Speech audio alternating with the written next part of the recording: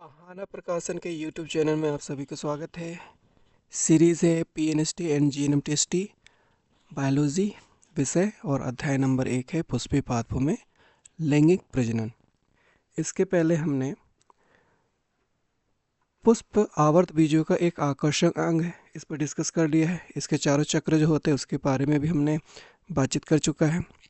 इसके बाद हमने शुरुआत किया था निषेचन पूर्व संरचनाएं एवं घटनाएं, जिसमें हमने पुंकेसर, लघु बीजाणुधानी तथा परागकण, इसके प्रकार भी। इसके बाद लघु बीजाणुधानी की संरचना, लघु बीजाणु जनन, लघु बीजाणु चतुष्क के प्रकार, ये सब प्रश्न आए हैं पेपर में। परागकण, परागकण में जीवन क्षमता,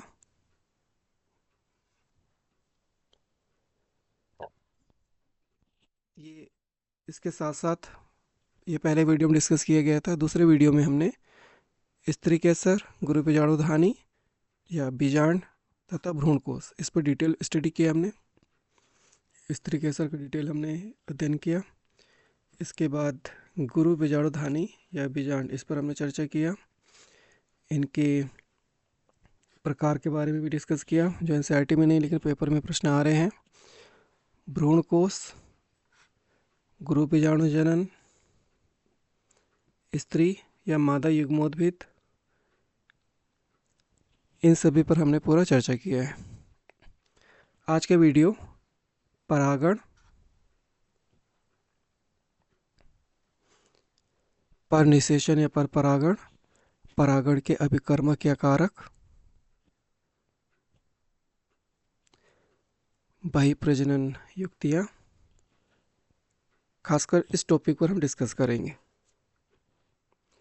तो हम पहले बात करते हैं परागण को लेकर के। इसके बारे में जो हमने पिछला वीडियो पढ़ा था उसमें पिछले वीडियो में हमने परागकण कैसे बनता है वो हमने पढ़ चुका है। फिर दूसरे वीडियो में हमने अंड बन चुका था, ठीक है ना। अब इसके बाद निषेचन की प्रक्रिया होती है, लेकिन निषेचन की प्रक्रिया होने के पहले चूँकि परागकण और अंड दोनों अचल होते हैं, चल नहीं सकते, ठीक है ना। इस वजह से परागकण को जो जायांग है, स्त्री केसर है, उसके जो वर्तिकाग्र है वहाँ तक पहुँचाना आवश्यक है, ठीक है ना। तो इस प्रक्रिया को ही परागण कहा जाता है। परागकण का परागकोश से स्त्री केसर के वर्तिकाग्र तक पहुँचने की प्रक्रिया। तो हम इस पर स्टडी कर लेते हैं क्या क्या लिखा गया है। पुष्पी पादपों में नर एवं मादा युग्म क्रमशः परागकण एवं भ्रूणकोश में पैदा होते हैं। दोनों ही प्रकार के युग्मक जो है वो क्या है, अचल हैं। अतः निषेचन संपन्न होने के लिए दोनों को परागण द्वारा पास लाया जाता है। तो परागकणों का स्त्री केसर के वर्तिकाग्र तक स्थानांतरण या संचरण को परागण कहा जाता है। पुष्पी पादपों में परागण को प्राप्त करने के लिए बाह्य कारकों का उपयोग करते हैं। परागण के प्रकार, चलिए प्रकार देखते हैं। ये 3 प्रकार में बांटा जा सकता है, ठीक है ना। एक है स्वयुग्मन, ऑटोगेमी। दूसरा होता है सजात पुष्पी परागण, जिटोनोगेमी। तीसरा होता है परनिषेचन, जीनोगेमी। इसमें से जो सजात पुष्पी परागण है और ये स्वयुग्मन परागण है, इसमें देखा जाए तो जेनेटिक आनुवांशिक रूप से विभिन्नता नहीं पाई जाती। क्यों नहीं पाई जाती है? कारण क्या है? स्वयुग्मन में जो एक ही पुष्प है, इसी का परागकण और इसी का वर्तिकाग्र, ठीक है ना, दोनों ही के बीच में परागण होता है, आगे की प्रक्रिया होती है। दूसरा था सजात पुष्पी। तो मान के चलिए एक ही प्लांट का ये पहला फ्लावर है, ये दूसरा फ्लावर है। अब इसका परागकण इसमें चला जाए तो प्लांट तो एक ही है, तो इस वजह से इसमें भी आपको जेनेटिक वेरिएशन देखने को नहीं मिलता है। तो का और खा, ठीक है, जो ऑटोगेमी है और जो दूसरा सजात पुष्पी परागण है, इसमें जेनेटिक वेरिएशन नहीं मिलता। जो पर परागण तीसरा वाला उसमें मिलता है। चलिए अब डिटेल करते हैं। तो स्वयुग्मन की बात किया, जैसे हमने बात की थी कि एक ही पुष्प के अंदर जो परागकण है और उसका उसमें जो स्त्री कैसे वर्तिकाग्र इनके बीच में परागण हो रहा है, ठीक है, तो इसे कहते हैं स्वयुग्मन। एक ही पुष्प में परागकोश से वर्तिकाग्र तक परागकोश का स्थानांतरण, हालांकि परागकण का स्थानांतरण है, स्वयुग्मन कहलाता है। इस प्रकार का परागण उसी पुष्प के अंदर होता है, एक ही पुष्प के अंदर, ठीक है ना। अब इसके लिए कंडीशन क्या है?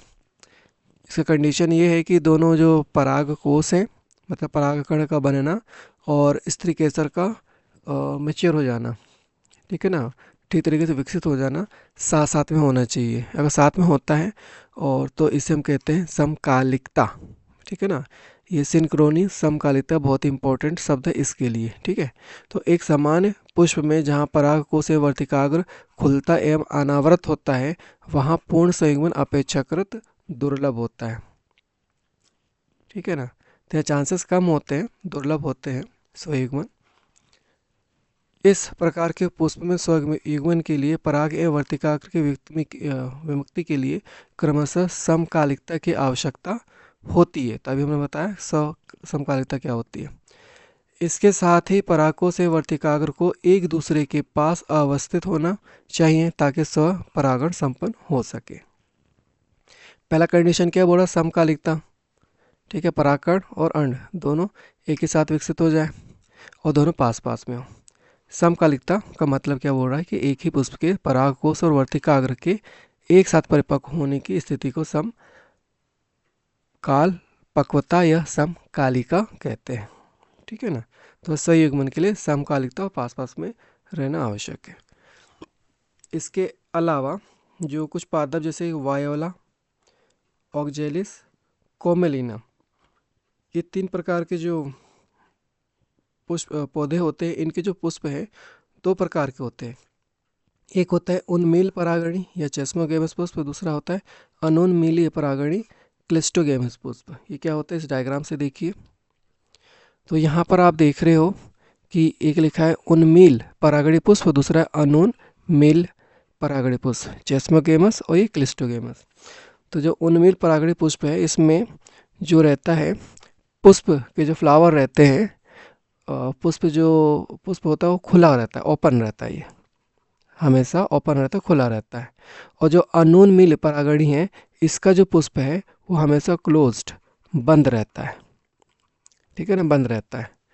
ये खुला रहता है, पास पास में इसके परागकोश और स्त्री केसर रहते हैं, परिपक्व भी हो जाते हैं, तो स्वयुग्मी हो जाता है, इसमें ऑटोगेमी हो जाता है। यहाँ पर हमेशा क्लोज ही रहता है, क्लोज होने की वजह से स्वाभाविक है इसी के अंदर ही परागण होना है, ठीक है ना, निषेचन हो जाएगा। तो यही बात आ रही है और ये प्रश्न घुमा फिरा करके कई बार पूछा गया है, ठीक है। अब डिटेल करते हैं। उन्मील परागणी, ये अन्य प्रजाति के पुष्प के समान ही होते हैं जिसके परागों से वर्तिकाग्र अनावृत मतलब खुले हुए रहते हैं, ओपन रहते हैं। अब अनुन्मीली परागणी क्लिस्टोगेमस पुष्प जो कभी नहीं खिलते, परागकणकर्ता की अनुपस्थिति में भी बीज उत्पन्न करते हैं। बनेगा प्रश्न, परागण करता नहीं है तो भी बीज बन जाएगा क्योंकि बंद रहता है ना, क्योंकि परागकोश एवं वर्तिकाग्र हमेशा एक दूसरे के संपर्क में रहते हैं और वे स्वपरागण करते हैं, ठीक है। इस प्रकार के पुष्पों में परागकोश एवं वर्तिकाग्र एक दूसरे के बिल्कुल नजदीक स्थित होते हैं। तो क्लिस्टोगेमस ध्यान रखिएगा और चेस्मोगेमस हमेशा खुला रहता है और ये बंद रहता है। अनुन्मील परागणी पुष्प मतलब ये क्लिस्टोगेमस सदैव स्वयुग्मक होते हैं। प्रश्न बन जाएगा यहाँ पर, क्योंकि यहाँ पर वर्तिकाग्र पर क्रॉस या पर परागण अवतरण के अवसर नहीं होते हैं। उन्मील परागणी पुष्प सुनिश्चित रूप से यहाँ तक कि परागण के अनुपस्थिति में बीज पैदा करते हैं। तो अनुन्मीली परागणी क्लिस्टोगेमस में बहुत प्रश्न बन रहे हैं और आते भी हैं, तो इसको ध्यान रखिएगा। नेक्स्ट आता है सजात पुष्पी परागण। इसमें बहुत ही सिंपल है, एक ही पौधा है, उसमें 2 अलग अलग पुष्प है एक ही पौधे के अंदर, ठीक है ना। तो एक ही पादप के एक पुष्प के पराग कणों का दूसरे पुष्प के वर्तिकाग्र तक का स्थानांतरण है। यद्यपि सजात पुष्पी परागण क्रियात्मक रूप से पर परागण है जिसमें एक कारक सम्मिलित होता है। सजात पुष्पी परागण लगभग स्वयुग्मन जैसा ही है क्योंकि इसमें परागण उसी पादप में आते हैं, ठीक है ना। पहले पर परागण होता है, लेकिन यहाँ पे देखा जाए तो स्वयुग्मन जैसे ही कंडीशन है। ठीक है। अब पर निषेचन की बात की जाए तो यह पर परागण भी कहलाता है। ये दो अलग अलग पौधों के पुष्पों के बीच परागण है, इंपॉर्टेंट है। ये एक ही प्रजाति के पौधों के बीच भी हो सकता है, लेकिन अलग अलग पौधों के बीच होता है मुख्य रूप से। इसमें भिन्न पादपों के परागकोश से भिन्न पादपों के वर्तिकाग्र तक पराग कणों का स्थानांतरण होता है। मात्र यही केवल एक परागण है जिसमें परागण के आनुवांशिकता भिन्न प्रकार के पराग कणों का आगमन होता है। बहुत इंपॉर्टेंट ये परागण हो गया पर निषेचन, क्योंकि यहाँ पर आनुवांशिकता भिन्न प्रकार के परागण के आगमन हो रहा है। ठीक है ना। अब आगे बढ़ते हैं हम पर निषेचन या पर परागण। इसके लिए क्या क्या आवश्यकता है? पुष्प की एक लिंगता। ठीक है ना। पुष्प में या तो पराग पुमंग हो, पुंकेसर हो, या फिर स्त्रीकेसर हो। तो पर निषेचन तो स्वाभाविक होगा ऐसी कंडीशन में। एक फूल में केवल एक नर या पुंकेसर या मादा स्त्रीकेसर प्रजनन अंग मौजूद होते हैं, दोनों नहीं, इसे एक लिंगी पुष्प भी कहते हैं। तो इसमें पर परागण तो स्वाभाविक है। डाइकोगेमी, इसमें प्रोटेंड्री और प्रोटोगाइनी दो शब्द आ रहा है। पौधों में पाए जाने वाले दो प्रकार के यौन विकास है। प्रोटेंड्री में नर प्रजनन अंग मादा प्रजनन अंग से पहले परिपक्व होते हैं, ये प्रोटेंड्री में पहले हो जा रहा है, जबकि प्रोटोगाइनी में मादा प्रजनन अंग नर प्रजनन अंग से पहले परिपक्व होता है। अगर पुंकेसर परिपक्व हो गया तो वो प्रोटेंड्री, और अगर स्त्रीकेसर पहले परिपक्व हो गया तो प्रोटोगाइनी। ठीक है। दोनों में से कोई भी एक परिपक्व हो जा रहा है तो सीधी सी बात है कि दूसरा पुष्प जो रहता है उससे ही परागण हो पाएगा, निषेचन हो पाएगा। तीसरा होता है स्वबंध्यता। पौधों में एक ऐसी प्रक्रिया है जिसमें परागकण उसी पौधे के फूल के वर्तिकाग्र पर अंकुरित नहीं हो पाते हैं, जिससे स्वपरागण नहीं हो पाता है और बीज का निर्माण नहीं होता है। इसे स्व अयोग्यता भी कहते हैं। ये भी काफ़ी इंपॉर्टेंट है पर परागण के लिए। हेट्रोस्टाइली, पौधों में एक ऐसी स्थिति जहाँ एक ही पौधे के पौधों पर फूलों में पुंकेसर और स्त्रीकेसर की लंबाई अलग अलग होती है, तो हेट्रोस्टाइली ये एक अनुकूलन है जो क्रॉस परागण को बढ़ावा देता है, जिससे आनुवंशिक विविधता बढ़ती है। फिर आ रहा हरकोगेमी, एक ऐसी स्थिति है जिसमें एक ही फूल के नर और मादा प्रजनन अंग शारीरिक रूप से अलग होते हैं, जो स्वपरागण को रोकता है। फिजिकली अलग है, शारीरिक रूप से अलग है ये हार्कोगेमी में। ठीक है ना। और परपरागण को बढ़ावा देता है। ये फूलों के भीतर एक यांत्रिक या स्थानिक बाधक के रूप में जो पराग को सीधे वर्तिकाग्र तक पहुंचने से रोकता है, हार्कोगेमी। ठीक है। क्या आ गया? पुष्प की एक लिंगता आ गया, डाइकोगेमी आ गया, स्वबंधता, हेट्रोस्टाइली, हार्कोगेमी आ गया। पर परागण के लिए ये जरूरी है, ये सारी चीज़ें। अब बात करते हैं हम कारक, परागण के अभिकर्मक या कारक। तो यहाँ पर अजीवी है और जीवी है। अजीवी बहुत कम ही होता है, जीवी मुख्य रूप से होता है। ठीक है ना। तो इसको हम डिटेल करते हैं। पौधों के कारक या अभिकर्मक के रूप में दो अजीवी वायु एवं जल तथा एक जीवीय कारक का उपयोग कर लक्ष्य प्राप्त करते हैं। तो जो अजीवी एबायोटिक है, इसमें दो प्रकार के होते हैं, एक वायु होता है और जल होता है, और जीवी में तो एक ही प्रकार है, पूरे जीव। ठीक है ना। अधिकांशतः पौधे के लिए जैविक कारकों का उपयोग करते हैं। हम पहले बात करते हैं अजीवी परागण में। इसमें क्या बात करते हैं? पुष्पीय पादपों में वायु द्वारा परागण। आप मक्का खाए होंगे कई बार, भुट्टा। ठीक है ना। उसको अगर आप खोलते छिलके निकालते तो आपको देखते काफ़ी लंबे लंबे ये दिखते हैं। तो ये क्या है? वर्तिकाग्र और वर्तिका होते हैं। ये हवा में लटके रहते हैं। इसका काम क्या रहता है? जैसे परागकण आता है उसको पकड़ने का। ठीक है। तो ये होता है वायु द्वारा परागण। चलिए इसको डिटेल देखते हैं। और यहाँ देखो, आकर्षित करना तो है नहीं हवा को, जो परागण लेकर के आ रहा है, परागकण को लेकर के आ रहा है। जीव वाला परागण रहता है तो उसमें आकर्षित करने के लिए आवश्यकता रहती है, प्रलोभन देने के लिए आवश्यकता होती है। तो इसलिए जो जीवीय परागण होता है, अभिकर्मक या कारक होते हैं, ठीक है ना, उसमें वहाँ पर नेक्टर, मकरंद, ठीक है ना, रंगीन और कई तरह के रिवार्ड देने के लिए, लुभाने के लिए जो पुष्प है अपने आप को रूपांतरित करते हैं, जो हम आगे देखेंगे। अभी हम वायु के लिए बात करते हैं, इसमें ये सारी चीज़ें नहीं होती। ठीक है ना। तो अजीवी परागण में वायु द्वारा परागण अधिक सामान्य परागण है। वायु परागण वाले पुष्प या फूल आमतौर पर छोटे, हल्के और अगोचर होते हैं। इसका कारण यह है कि उन्हें परागकण के लिए कीड़ों या अन्य जानवरों को आकर्षित करने की आवश्यकता नहीं होती, क्योंकि उनका परागण हवा के माध्यम से होता है। उदाहरण भुट्टा, कॉर्नकेव है। आप जो फुंदे या टेंसल देखते हैं वे कुछ और नहीं बल्कि वर्तिकाग्र और वर्तिकाएं जो हवा में झूमते हैं ताकि परागकणों को आसानी से पकड़ सके। घासों में वायु परागण सर्वथा सामान्य होता है, तो घासों में मुख्य रूप से ये पाया जाता है। अब देखते हैं पानी द्वारा परागण, ठीक है ना। यह काफ़ी दुर्लभ है, यह लगभग 30 वंशों तक सीमित है, वह भी अधिकतर एक बीजपत्री पौधों में। निम्न पादप समूह जैसे एल्गी हुआ, ब्रायोफाइट हुआ, टेरिडोफाइट आदि के नर युग्मक के परिवहन का नियमित साधन जल ही है।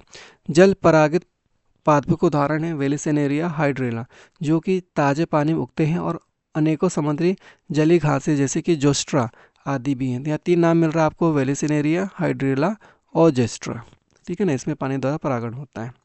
नोट ध्यान रखिएगा, अधिकांश जलीय पौधों जैसे कि वाटर हाइसिंथ एवं वाटर लिली पानी के सतह पर पैदा होते हैं और इनका परागण कीटों या वायु से होता है, जैसे कि अधिकतर स्थलीय पादपों में होता है। तो वाटर हाइसिंथ और वाटर लिली देखने को तो ये जलीय पौधे हैं, लेकिन इसमें जल द्वारा परागण नहीं हो रहा है, जीवी परागण हो रहा है, कीटों या वायु द्वारा हो रहा है। जीवी और वायु, पानी के द्वारा नहीं हो रहा है, ठीक है ना।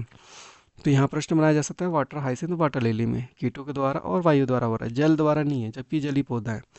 जलीय परागण वाले पादपों जैसे कि समुद्री घासों में मादा पुष्प जल के सतह के नीचे ही पानी में डूबा रहता है और परागकणों को जल के अंदर ही अवमुक्त किया जाता है। वायु एवं जल परागित पुष्प ना तो बहुत रंग युक्त होते हैं और ना ही मकरंद पैदा करते हैं, क्योंकि कीटों की आवश्यकता आकर्षित करने की जरूरत नहीं होती है। तो ये जल वाला हो गया। अब बात करते हैं पुष्पी पादप में प्राणी द्वारा परागण, ये इंपॉर्टेंट है। इसमें कई चीज़ें हमने अलग से जोड़ा है, जो प्रश्न आया हुआ है, जो आपको दिख जाएगा। तो यहाँ पर हम बात करते हैं कि यहाँ प्राणी द्वारा परागण करना है, तो प्राणी को, जीव को आकर्षित करना है। तो आकर्षित करने के लिए मकरंद हुआ, परागकण हुआ, ठीक है ना। परागकण भी उनके लिए भोजन के रूप में हो जाएगा, कुछ खाएंगे, कुछ परागित कर देंगे, ठीक है। इसके अलावा रंगीन होना जरूरी है, ठीक है ना। अलग अलग सुगंध वगैरह भी छोड़ते हैं वो, ठीक है। और कुछ ना कुछ पारितोषिक अलग से देते भी हैं, जैसे कि उनका अंडे रखने का, देने का जगह बनाना, ये सब भी। तो ये आवश्यक हो जाता है किसके लिए, प्राणी परागण द्वारा। तो अधिकतर पुष्पी परागण के लिए प्राणियों को परागकण कर्मक या कारक के रूप में उपयोग करते हैं, जैसे मधुमक्खियाँ, भौरे, तितलियाँ, बर, चींटियाँ, स्लव या कीट, पक्षी, साकुर या गुंजन पक्षी तथा चमगादड़ आदि सामान्य परागणी अभिकर्मक हैं। प्राणी पारगत पादपों के पुष्प एक विशेष प्रजाति के लिए विशेष रूप से अनुकूलित होते हैं। अधिकतर कीट परागित पुष्प बड़े होते हैं, रंगीन, पूर्ण संगंध युक्त तथा मकरंद से भरपूर होते हैं, ये आवश्यक है, ठीक है ना। प्राणियों में भेंट जारी रखने के लिए पुष्पों को कुछ लाभ या पारितोषिक रिवार्ड उपलब्ध कराना होता है, जिसमें से मकरंद और परागकण फूलों द्वारा प्रदत्त आम पारितोषिक है। तो आम पारितोषिक क्या है, मकरंद और परागकण, ये प्रश्न बने हुए हैं। इस पारितोषिकों को पाने के लिए प्राणी आगंतुकों को परागकोश तथा वर्तिकाग्र के संपर्क में आना पड़ता है, ठीक है ना। तो यहाँ प्रश्न क्या बन रहा है आपके लिए कि सबसे सामान्य आम जो पारितोषिक क्या होते हैं, मकरंद और परागकण होते हैं। जंतु परागकणकारियों जैसे मधुमक्खी, तितली, पक्षी के लिए एक महत्वपूर्ण पुरस्कार है मकरंद और परागकण, ये प्रश्न बना हुआ है ना। ये पुरस्कार परागकणों को भोजन प्रदान करते हैं, जिसके बदले में वे परागकण की प्रक्रिया में मदद करते हैं। जूत परागण, ये प्रश्न आया हुआ है, ठीक है ना। जूत परागण किसके द्वारा होता है, तो ये एक प्रकार का परागण है जिसमें चमगादड़ फूलों से रस चूसने या पराग लेने के लिए आते हैं और इस प्रक्रिया में पराग को एक फूल से दूसरे फूल तक ले जाते हैं। तो ध्यान रखिएगा, जूत परागण, ये प्रश्न आया हुआ है इस टॉपिक पे। कुछ पुष्प प्रजातियों में यह पुरस्कार अंडा देने की सुरक्षित जगह के रूप में होता है। उदाहरण एमोरोफोफेलस का लंबोत्तर पुष्प, ये लगभग स्वतः लगभग कितना होता है, 6 फुट ऊंचा होता है। पुष्प का जो लंबाई है वो खुद ही 6 फुट का होता है, सुरक्षित अंडे देने की सुरक्षित जगह बनाने के लिए। तो यहाँ पर आप देख रहे हो जल द्वारा परागण और ये कीट द्वारा परागण। और एक प्रश्न पूछता है कि जो जीवी परागण में आमतौर पर कौन सा जीव द्वारा परागण होता है, तो मधुमक्खियाँ उसका आंसर है। अब बात करते हैं हम बहिप्रजनन युक्तियाँ को लेकर के। तो बहिप्रजनन युक्तियाँ अंतःप्रजनन को निम्न प्रकार से रोकता है। पहला है समकालिक नहीं होना, इसका मतलब ये है कि जो पराग अवमुक्त हो रहा है और वर्तिकाग्र ग्राह्यता हो रही है वो समकालिक नहीं होना चाहिए, एक ही साथ तो वो मैच्योर नहीं होना चाहिए। दूसरा होता है परागकोश एवं वर्तिकाग्र का भिन्न स्थानों पर अवस्थित होना। ये अलग अलग जगह पर रहते हैं तो स्वाभाविक से यहाँ पे परिप्रजनन होगा, स्वयुग्मन नहीं हो पाएगा। स्व असामंजस्य, अगर परागकण आ भी जाता है तो जो मादा है वो इस या स्त्री केसर है उसको पराग के अंकुरण को रोक दे, ठीक है ना। चौथा होता है एक लिंगी पुष्पों का उत्पादन, या तो स्त्री केसर वाला पुष्प हो या फिर पुंकेसर वाला पुष्प हो, तो एक लिंगी इसे भी रुक जाएगा। तो ये चार कारक है बहिर्जनन बहिर्प्रजनन युक्तिया का। तो आज के टॉपिक में हम यहीं तक रखते हैं। नेक्स्ट जो टॉपिक रहेगा उसमें हम पराग स्थिरीकृत संकर्षण और साथ में डबल फर्टिलाइजेशन, द्विनिषेचन, या हो सके तो आगे के टॉपिक पर भी चर्चा करेंगे क्योंकि वो दोनों टॉपिक काफ़ी इम्पोर्टेंट है। मिलते हैं नेक्स्ट वीडियो में। धन्यवाद।